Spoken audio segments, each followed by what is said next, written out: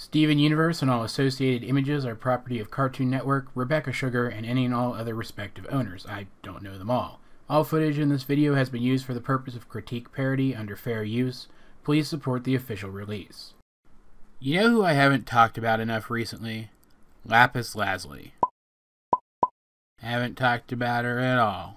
The idea for this video actually came from a user over on Tumblr who sent me an ask questioning the relationship between Steven and Lapis and whether or not there are any parallels between it and the relationship between Pearl and Rose. I'll leave a link to that post in the description down below in case you want to see where this all started. Now keep in mind that the question wasn't whether or not there's a romantic relationship forming between Steven and Lapis, or if Lapis has romantic feelings for Steven. They were specifically asking about the devotion that Pearl feels towards Rose, the often unhealthy devotion that Pearl to this day still feels towards Rose. I gave my answer to that question, but since then, I've been thinking, what if Lapis is developing a similar devotion to Steven as Pearl developed to Rose? Is it possible that Lapis is going down that same unhealthy path? And if so, is it possible to trace that in her development in the show? So let's look at some parallels between their histories, first off. And I'm going to be purposefully vague here because once this is over, I want you to really think about which of the two gems I'm talking about, Lapis or Pearl. They were used by Homeworld for purposes outside of their control, were denied any freedoms, even the meager freedoms afforded to other gems within their totalitarian society, were in a sense liberated by the gem that they eventually feel loyalty to, went on to make a new home on a planet that wasn't their own despite the fact that they missed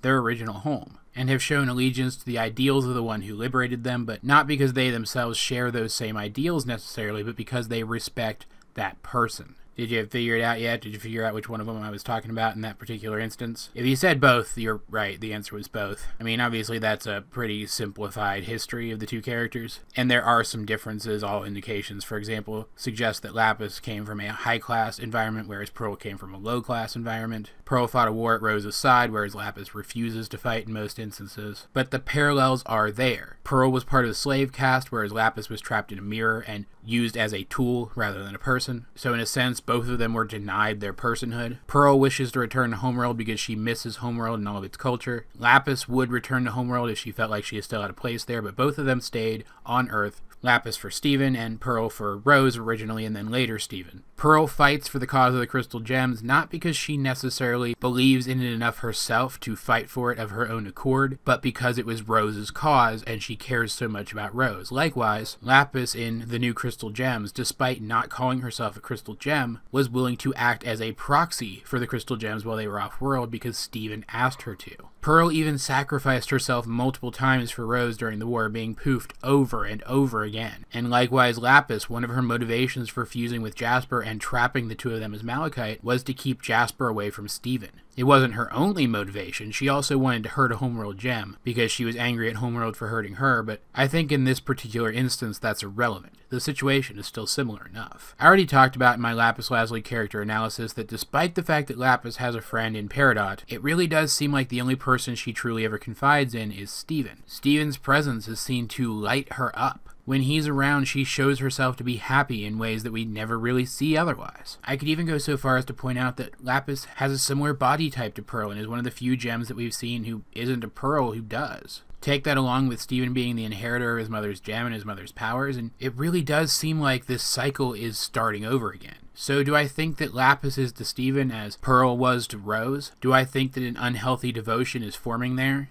Yeah, actually I do. The more I think about it, the more sense it makes. But I don't think it's ever going to be allowed to go as far as Pearl's devotion to Rose did. First of all, I don't think there's ever going to be a romantic component there. Setting aside the fact that Steven's a teenager and Lapis is a thousands-year-old immortal space alien and it just doesn't really fit. That just doesn't seem to be the direction that the story's taking. So there's already that one difference, but there's also the fact that a lot of the evidence still points to Rose not really being able to feel empathy. She wasn't able to recognize when Greg wanted to take their relationship somewhere serious. She didn't seem to be able to recognize that he felt so seriously about her. And so it makes sense likewise that she didn't recognize when Pearl felt so seriously about her. And it's because of that that I think that she also didn't recognize how out of hand Pearl's devotion for her was starting to get. Steven, on the other hand, feels empathy. He feels it strongly. In fact, his astral projection powers, his ability to astral project into people's minds, seems empathy-based. If Lapis's devotion towards Steven ever encroaches on approaching the unhealthy levels that Pearl's did for Rose, especially since Steven is aware of how unhealthy that relationship was and is aware of how devoted Pearl was to Rose before Rose died. I think he will put an end to it immediately. And he's Steven, so of course he will take the time to sit with Lapis and explain things to her and work through things with her and set the two of them on the path towards developing a more healthy relationship, one where there isn't any sort of power imbalance at all. That's just the kind of person Steven is. So I guess my conclusion is there's the potential for such an unhealthy relationship to form, but I don't think it's ever going to, if that makes any sense. But as per usual, guys, I ask, what did you think of this theory? Let's get a discussion going in the comment section down below, and keep an eye out in the following weeks for some Steven Bomb 6 related theories that I'm very excited to bring to you guys. I really do think that they're some of my best, but hey, maybe I'm just showing over devotion to myself. Either way, though, this has been AJ22, and I will talk to you guys later.